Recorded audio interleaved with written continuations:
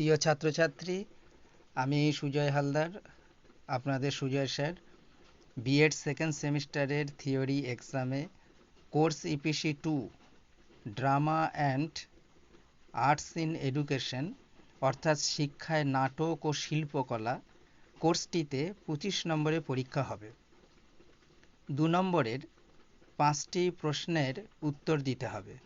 2, 5-এ 10 নম্বর এবং 5 নম্বরের 3টি প্রশ্নের অ্যান্সার দিতে হবে। 3, 5-এ 15 নম্বর, অর্থাৎ মোট 25 নম্বরের পরীক্ষা দিতে হবে কোর্স EPC-2-এ। কোর্স EPC-2-এ মোট 5টি ইউনিট রয়েছে। লক্ষ্য করুন, ফার্স্ট ইউনিটে রয়েছে নাটকের প্রাথমিক ধারণাসমূহ। সেকেন্ড ইউনিটে রয়েছে সঙ্গীতের গায়ন এবং বাদন। থার্ড ইউনিটে রয়েছে নৃত্যশিল্প। ফোর্থ ইউনিটে রয়েছে অঙ্কন এবং পেন্টিং। ফিফথ ইউনিটে রয়েছে সৃজনশীল শিল্প। প্রত্যেকটি ইউনিট খুব গুরুত্বপূর্ণ। ইউনিট 4 এবং ইউনিট 5 এই দুটি ইউনিট খুব ভালোভাবে দেখে যাবেন। প্রত্যেকটি ইউনিট সম্পর্কে আপনাদের যদি কোনো রকম কনসেপ্ট না থাকে, তাহলে অজানা প্রশ্ন পড়লে অ্যান্সার করাটা কঠিন হয়ে পড়বে।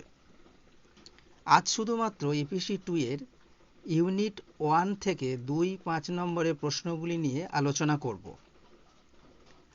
আর যদি আপনাদের ছোট্ট ভিডিওটি ভালো লাগে, তাহলে সাবস্ক্রাইব করে দেবেন পরবর্তীতে সবার আগে ভিডিও পাওয়ার জন্য। এরপর যে বিষয় নিয়ে আমাদের আজকের আলোচনা, অর্থাৎ EPC-2-এর ইউনিট 1-এর 2 নম্বরের গুরুত্বপূর্ণ প্রশ্নগুলি লক্ষ্য করুন। দেখুন, 2-এর দাগের কোশ্চেন খুব ইম্পর্টেন্ট। থার্ড থিয়েটার কি? 4-এর দাগের প্রশ্নটি হচ্ছে শিক্ষায় থিয়েটার বলতে কি বোঝেন? এরপর লক্ষ্য করুন, স্বগতোক্তি এবং সংলাপের মধ্যে পার্থক্য কি? 7-এর দাগে হচ্ছে উপমা ও প্রতীকের মধ্যে পার্থক্য কি? এই দুটি প্রশ্নের মধ্যে একটি প্রশ্ন অবশ্যই পরীক্ষাতে পাবেন। 9-এর দাগে কোশ্চেন হচ্ছে ক্লাসিক্যাল নাটক বলতে কি বোঝায়? এরপর লক্ষ্য করুন, 12-এর দাগে কোশ্চেনটি হচ্ছে লোকনাট্য বলতে কি বোঝায়? 14-এর দাগে কোশ্চেন হচ্ছে মানসিক উদ্গমন কি? খুব গুরুত্বপূর্ণ প্রশ্ন এগুলি। এরপর লক্ষ্য করুন, ইউনিট 1 থেকে 5 নম্বরের গুরুত্বপূর্ণ কোশ্চেনগুলি লক্ষ্য করুন।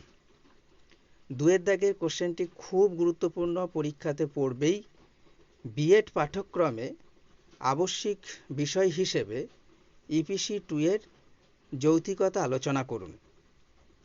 3-এর দাগে কোশ্চেন হচ্ছে সামাজিক দূরত্ব দূরীকরণে পোস্টার নাটকের ভূমিকা আলোচনা করুন। এরপর লক্ষ্য করুন, লোকনাট্য বলতে কি বোঝায়? এর বৈশিষ্ট্যগুলি লিখুন। 5 নম্বরে খুব গুরুত্বপূর্ণ প্রশ্ন এটা। 6-এর দাগে কোশ্চেন হচ্ছে শিক্ষার্থীর সামাজিক ও ব্যক্তিগত পরিবর্তনে বিদ্যালয়ে নাটক কিভাবে ব্যবহার করা যায়? এটাও 5 নম্বরের প্রশ্ন, খুব গুরুত্বপূর্ণ প্রশ্ন এগুলি। এই গুরুত্বপূর্ণ প্রশ্নগুলি ভালোভাবে দেখে যাবেন এবং একদম সংক্ষিপ্ত সাজেশনও দেয়া হবে। সকলেই ভালো থাকবেন, সুস্থ থাকবেন। ধন্যবাদ।